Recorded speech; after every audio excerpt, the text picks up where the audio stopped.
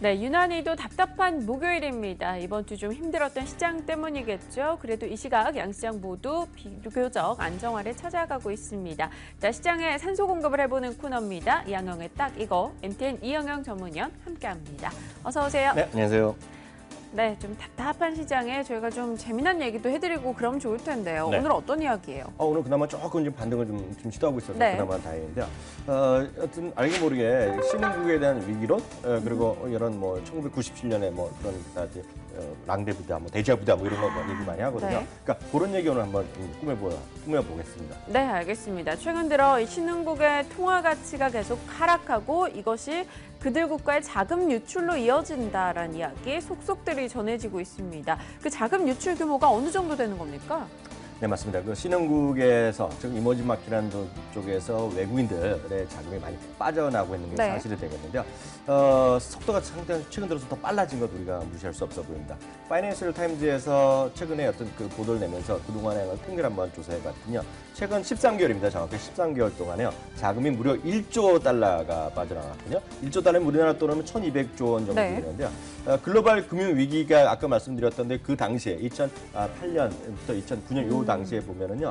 1년 동안에 걸쳐서 4,800억 달러가 유출됐거든요. 네. 그러니까 그보다 다 2배 속도로 좀 많이 빠진 것이 사실이다. 라고 일단 그 정도는 사실이다. 이해하시면 되겠습니다. 네, 자금이 확실하게 빠져나가고 있는 건 보입니다. 그렇다면 확실한 이유를 알면 좀 해결책을 내지 않을까 싶은데요. 왜 빠지는 겁니까? 그러니까 지금 빠진 것도 중요한데 그럼 네. 얼마만큼 더 빠질 수도 있냐는 거죠. 이게 그냥 말이 안 되는데요. 네. 실제로 보면 그 당시에 2009년 이후에 금융위기가 끝나면서 2조 달러가 들어왔거든요. 그러니까 1조 달러가 빠졌으니까 그만큼 남은 돈도 아직 많이 있다라고 일단 보셔야 될 것 같고요. 네. 왜 이렇게 많이 빠졌느냐. 그리고 그러면 도대체 왜 문제가 되냐는 질문을 하셨는데 이것은 딱 그래프 하나 보시면 이해가 되실 것 같다. 네. 2008년 저점을 해서 2009년부터 회복세를 완전히 보였거든요. 신흥시장에 이머징 마켓의 경제 성장을 전체를 갖추고 간 거예요. 계속 낮아지네요. 네, 자료원은 블룸버그입니다. 그때부터 7.7, 6.6, 5.1을 해서 올해 4.3까지 지금 전망되고 있는데 여기 중국이 한몫을 했을 것 네, 같아요. 그러니까 이게 이제 더 내려갈 가능성까지 올해 좀 얘기가 나오고 있는데요. 말씀하셨던 대로 중국이 이제 올해 들어서 앞서 조영철 소장님도 얘기하셨지만 네. 경제 성장률의 목표치부터 내려가고 실제가 어느 정도 나올지 모르고 뭐 이러다 보니까 중국의 영향이 가장 컸다는 걸 일단 이해하셔야 되겠고요. 또 하나 미국의 어떤 금리 인상 가능성에 따라서 네. 전체적으로 위축되는 거 아닙니까? 그런 것들도 전체적인 이머징국가의 경제 성장 자체를 좀 다운시키는 그런 뭐 우리가 무시할 수 없는 요인이 되겠죠. 좀 이쯤 되면 사실 미국이 빨리 뭐 금리를 차라리 올려줬으면 좋겠다라는 얘기도 상당히들 하더라고요. 네. 역시 대외 변수가 좀 불확실성을 계속 키워나가고 있습니다. 이 때문에 이 신흥국들의 통화 가치가 폭락하고 있다라는 얘기도 저희 한참 전부터 해왔어요. 뭐 네. 링기타, 바트와 그리고 저희 원화도 그렇고요. 네. 또 어디였죠? 그 헤아라, 브라질의 헤아라도 그렇게 브라질. 빠졌다면서요? 네, 수치 한번 다시 한번 확인해 보겠는데요. 전체적으로 맡은 걸 JP모건에서 이머징 마켓 통화지수를 만드는 것도 있는데요. 네. 그게 2000년 만들어진 최저입니다. 올해 들어서 이제 빠진 건데요. 한국의 원화가 6.8% 빠졌고요. 네, 아까 말씀한 링기타가 14.3%, 인도네시아 루피아 9.3%, 태국 바트 7.4%, 저 멀리 브라질 가면 20%, 콜롬비아는 20% 됐고요. 네. 터키 리라는 특히 터키 화폐 리라가 생긴 이후에 최저 수준이거든요. 네. 그만큼 상당히 좀 어려움을 보이는 것이 현실이다라는 얘기가 되고요. 이러다 보니까 당연히 그런 거를 아우르는 주가도 떨어질 수밖에 없거든요. 이건 MSCI 이머징 차트 하나 보시면 되겠는데요. 네. MSCI 이머징 차트는 지금 5년 전 수준 그거까지 완전 이게 딱 이 수준이 2011년 이후 최저 수준인데요. 그러네요. 지금 더 내려갈 가능성에 대해서 얘기를 많이 하고 있네요. 근데 사실 이렇게 외환 시장의 문제뿐만 아니라 이들 네. 국가에서는 계속해서 상품 가격도 떨어지고 유가 내려가고 이러다 네. 보니까 또 이중고를 겪고 있는 상황입니다. 네. 좀 어떻게 나아질 가능성은 없을까요? 맞습니다. 정확히 지적하셨는데 이머징 마켓의 상당 부분이 상품 가격인데요. 특히 가장 뭐 우리 일상생활에 네. 엮여 있는 게 원유 아닙니까? 네. 유가가 오늘도 오늘 새벽에도 또 4% 이상 떨어지면서 40달러 간당간당에 돼 있는데요. 유가 차트도 한번 보시면요. 유가가 2009년 이후 최저인데요. 지금 이건 다음 거부터 나왔는데 네. 이거 뭐예요? 블룸버그에서 상품 말하는 시장. 커먼 네네. 상품 가격 전체 인덱스입니다, 이게요. 그러니까 여기에는 유가도 원유도 들어가고 네. 구리도 들어가고요. 각종 철강석 이런 게 들어가 있는데요. 이게 1% 떨어지면서 이게 완전히 2010년 이후 최저 수준으로 가 있거든요.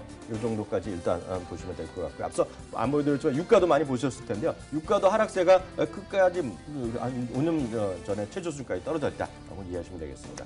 네, 알겠습니다. 조금 전에 시작한 중국 상해종합지수, 이젠 4,000선 회복을 걱정하는 게 아니라 3,700선을 그나마라도 지켜낼까라는 걱정 상당히 많은데요. 일단 오늘은 1% 내린 채로 시작을 했다라는 소식 전해지고 있습니다. 또 우리 시장에 어떤 충격이 있을지도 계속해서 이 프로그램 이어가시면서 전략 들어보시길 바랄게요. 자, 저희 이야기도 마저 해봐야겠죠. 네네. 앞서 초반에 언급을 주셨는데 이제 1997년에 금융위기가 또다시 오는 것이 아니냐 이런 이야기 시장에서 나온다면서요? 뭐 하기 전에 저도 중국 얘기 잠깐 하면은 네네. 이제 오늘 좀 올라가면서 그 1% 하락으로 출발했는데요. 지금 미국의 어느 그 긴급 설문조사를 하고 전문가들 의견을 물어봤더니 네. 지금 3,500 정도가 마지노선이다 그런 얘기 많이 있으니까 그건 좀 염두에 두시면서 대응하시면 될 것 같고요. 네. 1997년 이거 정말 그 당시 태어나지도 않았죠. 아니에요. 그때 초등학생이었어요. 조금 나이드셨네요. 근데 저는 이제 그 당시 딱 여의도에서 한참 일할 때인데요. 네. 아주 기억이 딱 생생하게 나는데요. 지금 정말 그럴 가능성은 거의 없다라고 좀 보고 있고 그러면 기대하고 있지만 그런 얘기가 있다 없다? 얘기 있습니다. 지금 현실적으로 그런 얘기를 하는 네. 사람이 있고요. 특히 조그만 언론단이라 이제 CNN에서 어저께 또 긴급 이렇게 또 스페셜 레포트를 딱 냈거든요. 네. 그거 제가 보면서 깜짝 놀라고 좀 자세히 찾아봤는데요. 이런 제목이나 제목 자체가요. 1997년 아시아의 망명이 되살아나고 있다. 뭐 이런 얘기고요. 아직 조금씩 비슷해지고 있다는 얘기입니다. 네. 그러니까 영어로 하면 리틀 빛이란 말이 들어가거든요. 그래서 제가 다시 돌려보게 했거든요. 정확하게 해서 그럴 게 조금씩 비슷해지는 경우가 있다라고 거기까지는 사실이고요. 네. 상당히 많이 캐피탈 이코노믹스라는 쪽에서의 인용을 따갖고 보도를 했는데요. 그렇게 보셔야 될 것 같습니다. 앞서 말레이시아 링깃 링깃화의 급락을 얘기했는데요. 이것이 중국의 위안화 통화 자체 이것만 갖고 문제라고 보는 건 잘못됐다는 얘기하고 네. 있습니다. 왜냐하면 말레이시아 자체가요. 달러 부채 비중이 상당히 높다고 합니다. 어허. 그러니까 부채가 좀 상당히 많은 나라가 되겠고요. 거기다가 중국의 화폐가 아니라 중국의 경기 위축에 따라서 중국 때문에 먹고 사는 사람들이 워낙 많은 거예요. 중국이요. 화교가 경제에 꽉 잡고 있으니까. 그러니까 뭐 말레이시아, 싱가포르 다 뭐 대만도 뭐 100% 그런 거죠. 네. 그러니까 경기 수요가 워낙 중국이 위축되니까 경기의 전반적인 생산 소비할 때 확 위축되는 거죠. 그것이 핵심 요인이라는 생각을 갖고 있고요. 그러다 보니 그렇게 많은 영향을 맡은 나라. 어제 JP모건도 비슷한 얘기했는데요. 여기도 똑같은 얘기입니다. 대만, 베트남, 그리고 거기다가 우리나라 또 슬쩍답니다. 이거는 일단 위험군이다. 네. 라고 일단 얘기를 하고 있고요. 다만 문제는 이렇죠. 우리나라랑 좀 다른 것이 있는데 우리나라는 달리 그들은 말레이시아는 이제 석유 수출이 많은 나라고요. 인도네시아는 석유 거기다가 그 고무 이런 거 있지 않습니까? 네. 다른 원자재 수출이 워낙 많기 때문에 우리랑 다르다는 얘기를 하고 있는데 일단 우리는 아니라 그래도 많은 사람들이 그렇게 생각하는 사람이 조금씩 늘어나고 있다는 것은 사실이라고 보셔야 될 것 같고요. 그와 관련해서 인도네시아의 이제 우리로 보면 기획재정부 장관 같은 경우 네. 인터뷰를 했는데 CNN과 인터뷰를 했는데 이런 얘기를 하고 있습니다. 아까 지적하신 대로요. 미국의 금리가 오르려면 빨리 올려라. 불확실성이 문제다. 그리고 맞아요. 자기네는 과거랑 다르다. 네. 자신 있다라고 얘기를 하고 있는데요.